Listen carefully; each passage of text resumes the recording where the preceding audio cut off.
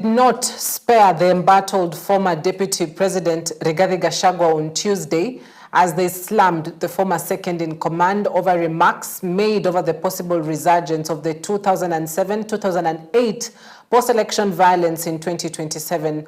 One by one, the members of parliament took to the podium to condemn and criticize Gachagua, accusing him of attempting to divide the nation. In a media platform, Gachagua warned the state of any attempt to rig the 2027 polls, saying the country would fall into chaos. Speaker, I know that the country is in a mood for politicking.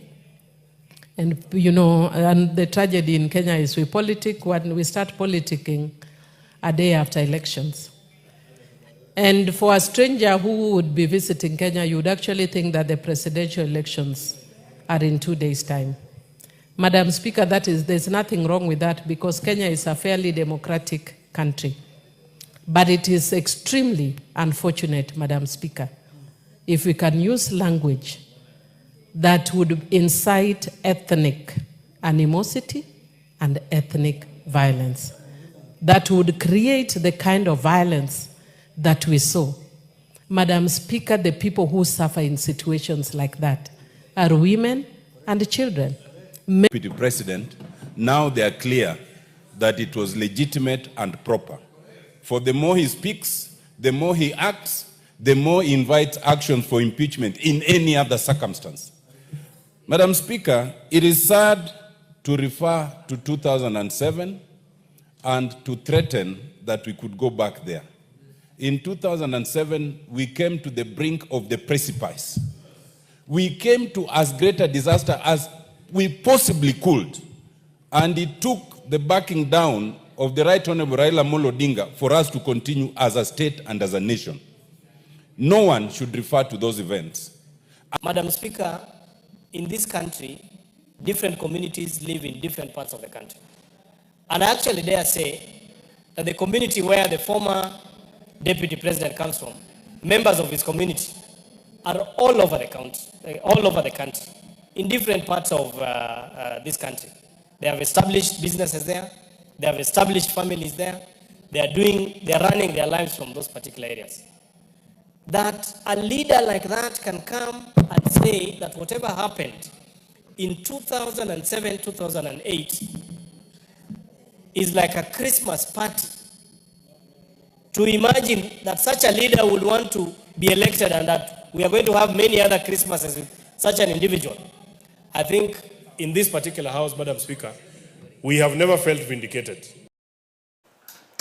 Governors now want development partners to engage counties directly through the Council of Governors, accusing the national government of introducing bottlenecks that delay implementation.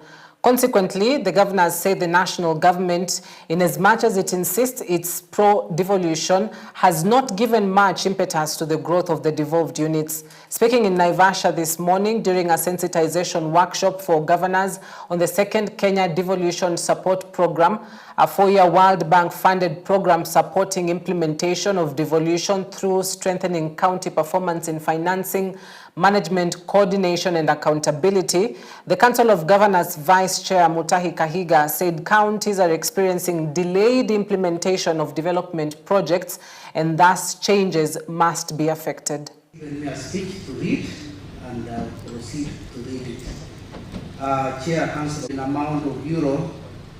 If you want KDSP to succeed, the channel must be the Council of Governors.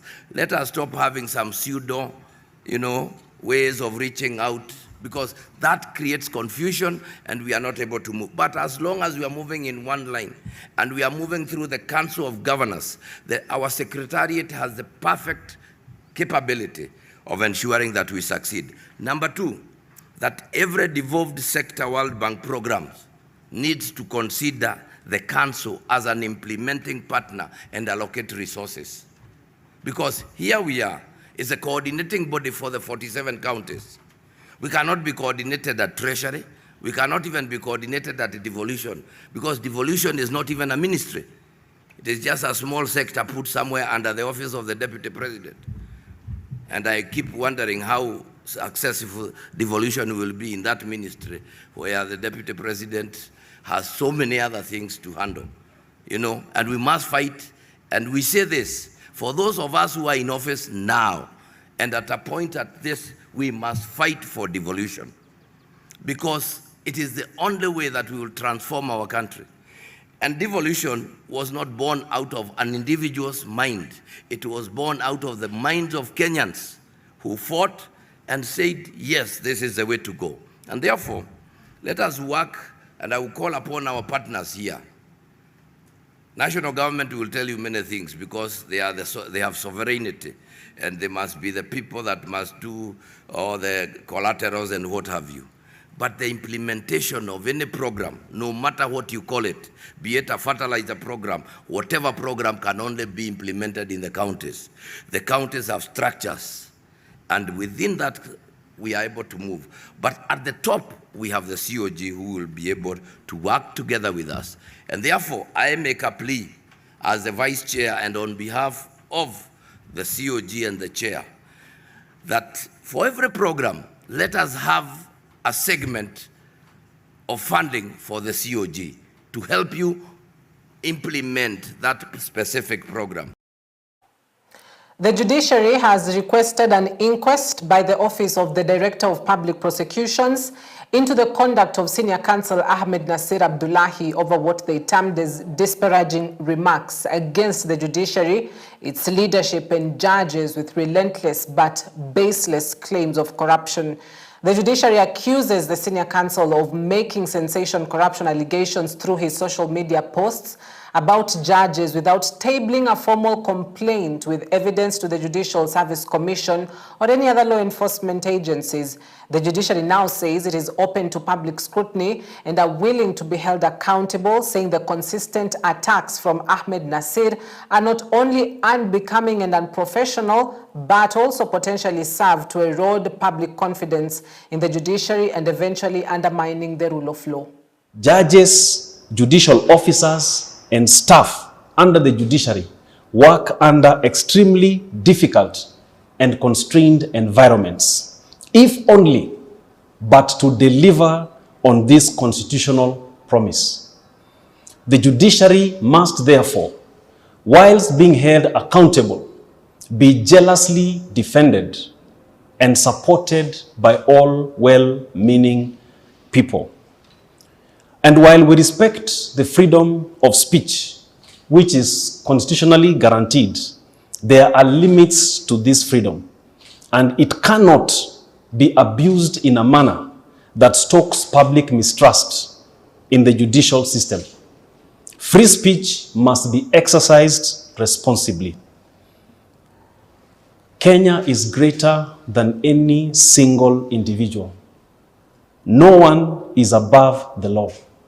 And I repeat, no one is above the law. No one should be allowed to parade their impunity and mock the very constitution that holds the fabric of this country together. We need not remind Kenyans of what can happen when the general populace loses confidence in the court system. Our country has gone through a traumatizing moment in its history, largely due to mistrust in the judicial system and allegations that send us back into this painful moment should not be taken lightly or entertained. Such misdirected, callous, and casual and reckless conduct makes us wonder what exactly is the agenda of Mr. Ahmed Nasir. We therefore reiterate our call to the Director of Public Prosecutions to take appropriate action within his constitutional mandate. Now to a heartbreaking story. Nicholas Julius Macharia, the prime suspect in the murder of 7-year-old Tamara Kabura, will remain in police custody for 14 more days as police conduct investigations into the murder after the body of the 7-year-old girl was found buried in his house in the Witemere area of Majengo slums in Nyeri County on Monday evening. The suspect, a man who carries and pushes goods for a living, was immediately arrested. The body was taken to the Nyeri mortuary where a post-mortem is scheduled to determine the full extent of the violence. Tamara, the girl whose missing posters had been widely shared online, was last seen at the bustling new open-air market. Her disappearance prompted widespread concern and frantic searches. That search ended in tragedy when her body was exhumed from the suspect's home, revealing that she had been raped, murdered, and secretly buried.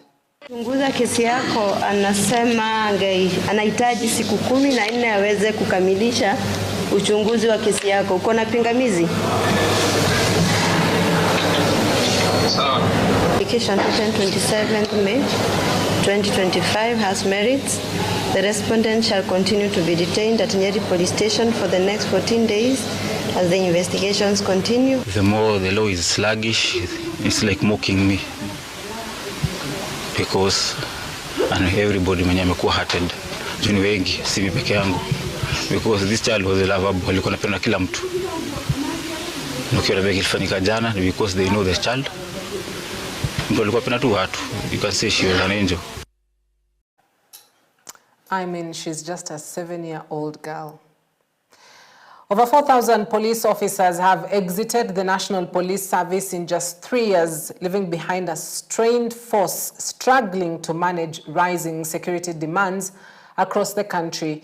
Appearing before the National Assembly's Departmental Committee on Internal Security in Nairobi, the Inspector General of Police, Douglas Kanja, revealed the breakdown of the exits since the last recruitment in 2022. He said about 1,000 officers have died, 326 have resigned, and 289 were dismissed from the service. In the same period, about 2,500 officers went on mandatory retirement. 95 retired under the 12 to 20 years rule, and 58 retired after turning 50. Kenya National Examination Council, Nairobi DCI, databases, biometrics, and facial verifications. Of course, there is also the legal penalties and blacklisting for those who have found to have involved themselves in that kind of works. We also have got weak grievance redress mechanism. So the challenge here is a weak grievance redress mechanism. If, for example, somebody raises an issue in the recruitment center, that issue needs to be addressed quickly and to the satisfaction of that candidate. So now, if the grievances are not properly addressed, then it becomes an issue. And the strategies that we have in place to address that one is to establish a dedicated complaints desk. Number 2, time board appeals processes, public reporting on complaints resolution. These are some of the mechanisms. The government has reaffirmed its commitment to revitalizing the economy of the coastal region through strategic initiatives. Speaking at State House in Nairobi on Tuesday, where he hosted leaders from the coastal region, President William Ruto emphasized the government's effort to lift the coastal economic growth. Those present included the Mining Cabinet Secretary Ali Hassan Joho and his sports counterpart Salim Mvurya. The government's initiatives in the coastal region involve agriculture, the blue economy, and the marine sector. The economy of Kenya, in 2 years, we have overtaken Angola, we have overtaken Ethiopia. In 2022, our economy was number 8 in Africa, 8th largest. Today, we are the 6th largest economy in Africa. We cannot discuss many things, if our economy is in shambles. So I'm very proud that today our economy, our currency is strong, our economy is good. And that is the reason why today we can now discuss how to build the roads. That is why we can even do the securitization, because we can go to the market and borrow at reasonable rates. There was no way we would have gone to the market if our economy had, if we had defaulted. Our viongozi unaona, Your Excellency, I think it is for the first time ever that they've held solidly together like this. It's never been like this. siku zote huwa na pande mbili, vuta ni kuvute, na ni kwa mara ya kwanza wameshikana vizuri sana, very very solidly, na I feel very encouraged kwa sababu they are issues driven, they are issues oriented. When they sit, they discuss issues that affect the people they lead. So Your Excellency, I want to assure you of our utmost support. Sisi tutafanya kazi ile ambayo umetupatia to better the lives and to unite the people so that we all can prosper. Tukiwa hapo kindakindaki ya kwamba ujue kile utakachokuwa unachuma ama the seed you are going to put for the coast region. Ujue unaeka mbegu ambayo ni mbegu yako na ni mbegu ambayo italeta natija. Kwanza hilo nataka liwe katika nafsi yako. Information, Communication and the Digital Economy Cabinet Secretary William Kabogo has affirmed the government's commitment to actualize the digital superhighway pillar as espoused in the bottom-up economic transformation agenda to ensure seamless internet connectivity nationwide by 2028. Speaking during the graduation ceremony of 250 students and the official launch of the Mvita Constituency ICT Hub, the CS noted that more than 22,000 services have already been integrated into the e-citizen platform.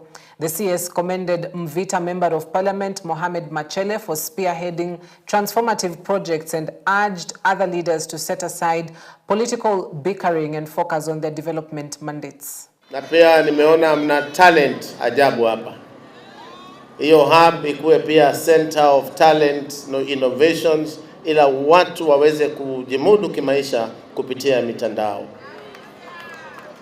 Hiyo maneno ya boy child tuangalie sana, because wote watoto ni wetu. Watoto wa kivulana, watoto wa kisichana, wote ni watoto wetu. Tunashukuru Mheshimiwa Rais kwanza kwa kushikana na bunge na kuweza kubadilisha sheria ya NCDF ili wabunge waweze kujenga hubs katika Kenya, nchi yote tukufu. Kwa hivyo tunatarajia tutapata hubs 1450 zikiwemo 47 centers of excellence, mahali tutatrain walimu wa kwenda kutrain wale wanafanya katika hub. Pia tuweke pesa ya kuweza kupatia mikopo ya kompyuta vijana na wasichana na wale ambao wote wataweza kutumia digital hubs. Kwa chini aloleta na ile project tuliweka pale, manufaa tunayaona leo.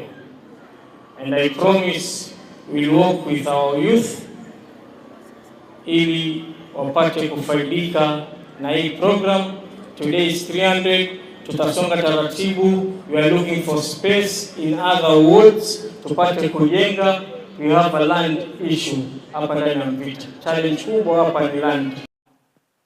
Residents of Uasin Gishu County have accused the government of turning a blind eye to unscrupulous overseas agents who are allegedly fleecing millions of shillings from unsuspecting citizens under the false promise of jobs and education opportunities abroad.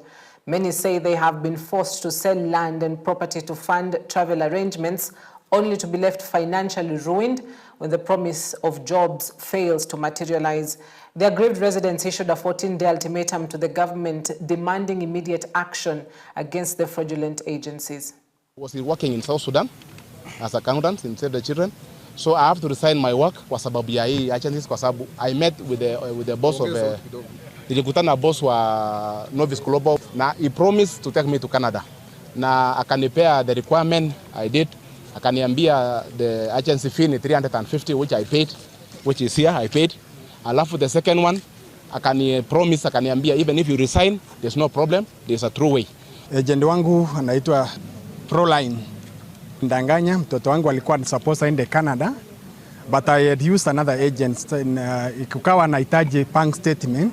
That's how I met him, na akanidanganya akaniambia rather than mtoto kwenda kusoma I can assist you aende afanye kazi. So I had to pay 480 on the same services. He went as far as even giving me the flight and ticket ambaye exist. I went as far as doing shopping for my son. Eventually that did not take place. So tumeumia sana. As you can see here, this is one of the receipts that is accounting to almost 1 million. These ones, accounting to almost 1 million. If you ask everybody here, kila mtu akona receipt yake. Muko na receipt? Kila mtu akona receipt ya almost 1 million, 1.5, 2 million. Watu wameuza shamba.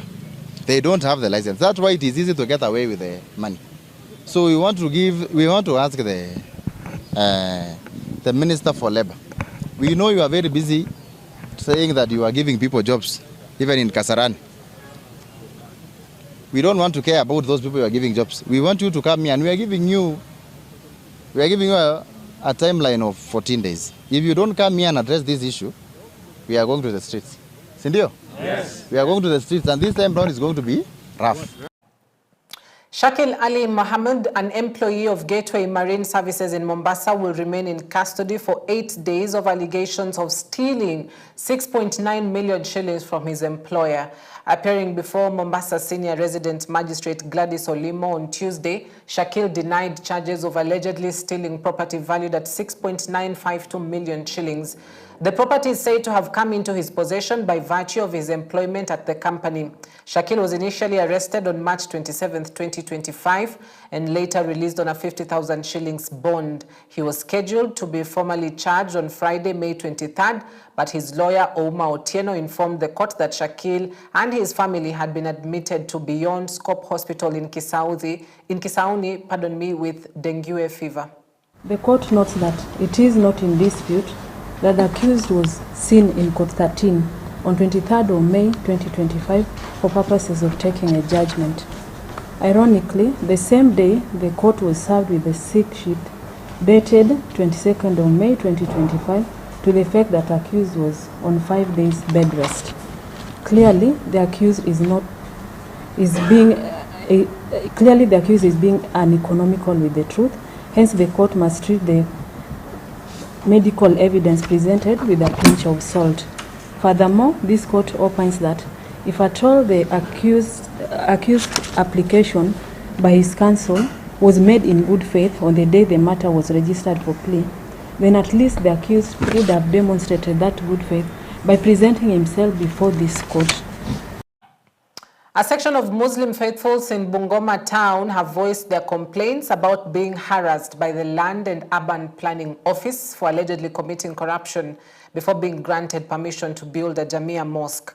Led by the chairman, Kasim Simiyu, they say that they have made every effort to build a mosque, but they're still being harassed by the Bungoma County Lands and Urban Planning Chief Executive Committee, CC. They have accused a group of people who are trying to profit from the mosque, saying that there is a sponsor who has volunteered to build a modern mosque that would cost about 70 million shillings. They have called on Bungoma County leaders, led by the Governor Kenneth Lusaka, to intervene and ensure that they get justice, saying that the ministry is corrupt. Tumefanya juhudi zote kwa ajili ya kujenga msikiti. Tumemeet kila condition ambaye SASITA ametupa, mpaka hata wakatulipisha pesa ambazo misikiti hazilipi wakati zitajengwa msikiti au kanisa. Lakini SASITA alitufanya tukalipa shilingi 64,000. Lakini pamoja na hivyo anachukua karatasi ambayo haina maana, haina msingi, ati inakuwa kizuizi yeye kusaini zile karatasi zetu, approval zetu za kujenga msikiti. Imechukua karibu wiki 3 tukizungushwa tu. Tumezungushwa mpaka tumezungushwa, na kila hatua ambayo amesema tumefanya, tumetekeleza. Tumeanza na SASITA kabla wako kwa ofisi huko chini, hajakuja hapa. Amekataa kutuapprove msikiti. Kila mara analeta vikwazo. Hii kona muingize 4 meters.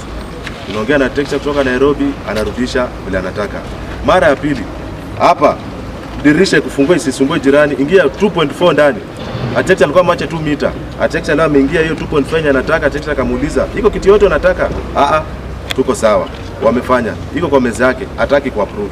Leo hii tumekuja tuapprove, anatupatia barua ya cyber. Na ambapo sisi tunashangaa sana na huyu mtu anaitwa SASITA.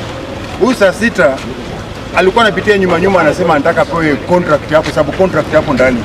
Na SASITA sisi tunasema ya kwamba kama sisi Waislamu tumezaliwa hapa SASITA, hauwezi kutudhulumu, na Muislamu waga dhulumiwi. Tunasema tutakaa hapa saa 6 mpaka utufanye nini? Utuapprove.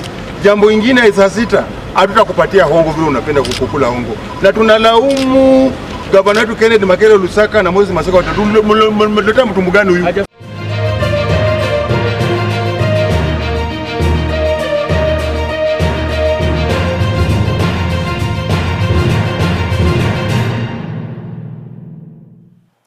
All right, now Harambee Stars head coach Betty McCarthy has named a provisional squad ahead of the upcoming international friendlies against Chad, scheduled for June 7th and 10th of 2025.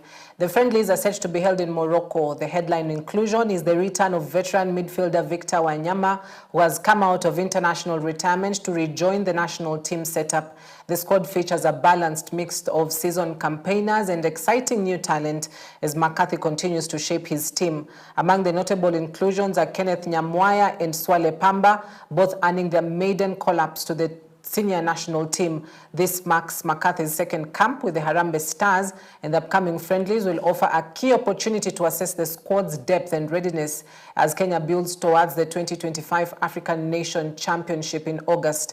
Players are expected to report to camp on Friday, the June 2nd. Not Friday, actually. June 2nd will be Monday to begin preparations for the matches.